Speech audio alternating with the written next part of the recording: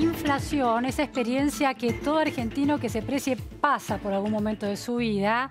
Otra vez instalado el tema en la Argentina. ¿Por qué sucede? ¿Cuán responsables son los grandes supermercados o las grandes empresas de alimentos fijando precios desde su posición monopólica en muchos casos?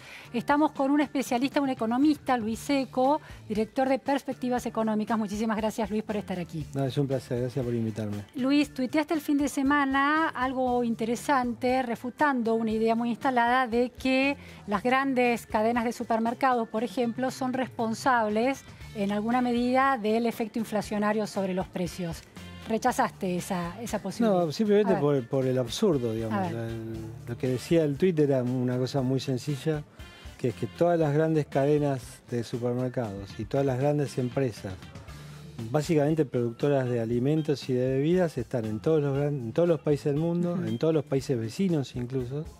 Hay una sola cadena nacional grande de supermercados y en todos los países cercanos a la Argentina y en todo el mundo no hay inflación. Claro. Entonces uno tiene que preguntarse por qué en la Argentina sí y en el resto de los países que están las mismas empresas, se venden los mismos alimentos y se comercializan a través de las mismas cadenas, no hay inflación. Uno podría decir que hay diferentes precios, ¿no? Porque pesan distintos impuestos, porque se comercializan o dentro del precio pesan distintos impuestos al productor o distintos impuestos al consumidor, pero no hay inflación. Entonces la inflación no es un fenómeno que tiene que ver con la forma en la cual se cargan los precios o al productor o al consumidor, sino que tiene que ver con un fenómeno macroeconómico y no con un fenómeno microeconómico. Ahora, eso es interesante, ¿no? Porque, por ejemplo, Elisa Carrió está sosteniendo que la mejor manera de contener el efecto de la inflación en algunos bienes, como por ejemplo la leche, es la ley góndola, controlando cómo los precios de las empresas que tienen una posición dominante y el modo en que se exhiben las ofertas.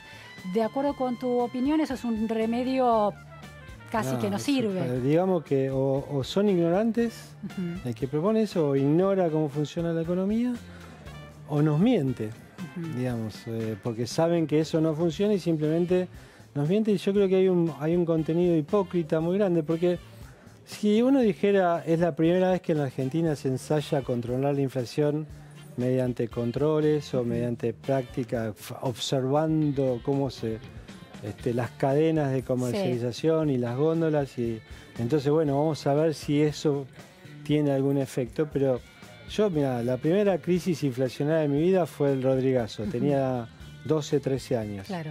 Me acuerdo volver del colegio y que mi madre nos dejaba plata porque ella trabajaba todo el día, entonces decía, vayan a tal esquina en la ciudad de La Plata o a tal lado a comprar azúcar, a otro lado a conseguir aceite, a otro lado a conseguir papel higiénico, a otro lado a conseguir yerba. Y íbamos con mi hermano, que era un poquito más chico que yo, a hacer las colas, a ver qué conseguíamos, ¿no? Ese fue el Rodrigazo. Y de ese momento uno decía, vamos, los controles de precios, las góndolas. En la góndola no había nada, había que ir al vivo que tenía acumulado algo, ¿no? Y no funcionaron los controles de precios. Y hace 70 años que Argentina seguimos escuchando controles, góndolas, práctica monopolística, acuerdos sociales, gran acuerdo nacional, pacto social, y seguimos teniendo inflación, ¿no? Entonces no funciona. Ya está demostrado que no funciona. Pero, por ejemplo, bueno, el conflicto que se había dado a partir de una denuncia era que la leche Armonía en su precio más bajo, la de más barata de todas, no estaba en las góndolas. Había un faltante. Entonces, a partir de ahí, la diputada Carrió intentó, con la ley góndola, está intentando corregir ese tipo de, según su interpretación, manipulaciones desde las cadenas de supermercados para quitar estos productos que son parte de la lista de precios cuidados. Supongamos que el problema es real, hay un tipo de manipulación. ¿Qué tiene que hacer un gobierno para, en esta situación de emergencia, cuidar esas cuestiones? Bueno, la primera pregunta realmente que hay que hacerse es si es viable producir leche a ese precio, ¿no? O sea, la primera pregunta que hay que hacer es, ¿a ese precio es factible producir un sachet o una botella de leche y ponerlo en una góndola? Porque probablemente de esa leche no se pueda producir a ese precio y por eso falta. En la teoría económica, un precio máximo, lo que hace es poner un precio por debajo del equilibrio, por eso es un precio máximo. Entonces uno sabe que va a haber más demanda que oferta, porque la oferta no es viable, una cantidad ofertada menor, digamos, que la demandada. Entonces, digamos, hay que estudiar un poco cada situación, ¿no? Yo no concluiría tan rápidamente que lo que está pasando es que hay alguien que se está quedando con esa leche o que hay algún vivo que dice, no, yo me la guardo o no la vendo. Digamos, hay muchas cosas que hay que tener en cuenta. Lo que sabemos es que la inflación, por eso te digo, una cosa es que sí que puede haber algún precio que no se ajusta, algún precio. Ahora, cuando vos tenés inflación, son todos los precios de la economía, no es la leche de tal o cual marca, el queso tal o cual, o la gaseosa o el agua, no, son todos los precios de la economía que aumentan de manera generalizada. Y no solo un mes, sino básicamente todos los meses. Entonces, o casi todos los meses. Entonces, es un fenómeno macro.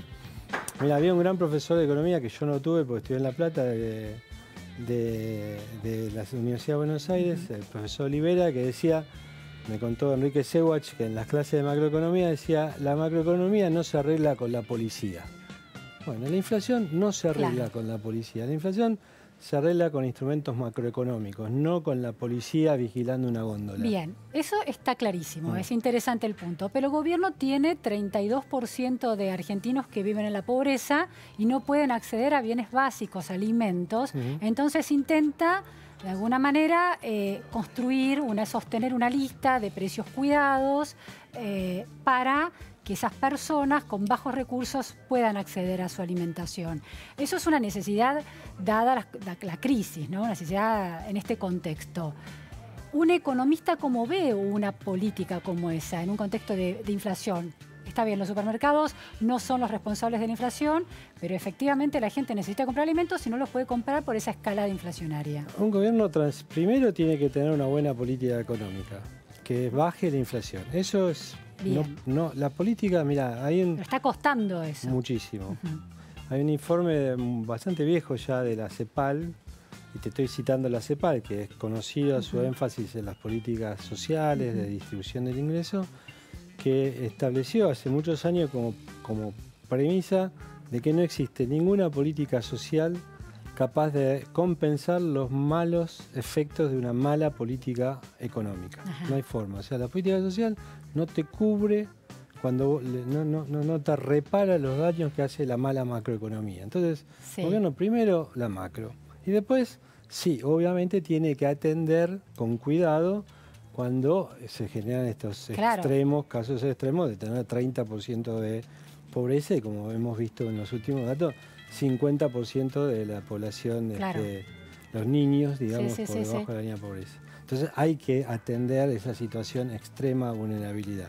Y hay que hacerlo, pero hay que hacerlo con un sentido muy concreto de pensarlo en un sentido que no se vuelva permanente, ¿no? Un estado permanente. No hay que pensarlo de decir, bueno, ¿cómo asisto de manera permanente? Sino que uno tiene que hacer una macro que ayude a devolver, digamos, una situación normal desde el punto de vista macro, mientras se asiste de manera transitoria esa situación extrema, de extrema gravedad social. Y en tu razonamiento, además, si el gobierno decide, porque hasta políticamente está obligado a hacerlo, cuidar a los que menos tienen, la razón por la que decide, por ejemplo, instalar el programa Precios Cuidados, o supongamos que se establece la ley góndola de Carrió, no deben aducirse las razones equivocadas. No es porque eso son la causa de la inflación, sino porque es una situación de emergencia social. Exacto, y no hay que ser hipócrita, o como yo te dije medio al pasante, mentiroso, porque se está jugando precisamente con los que son más vulnerables, diciéndole algo,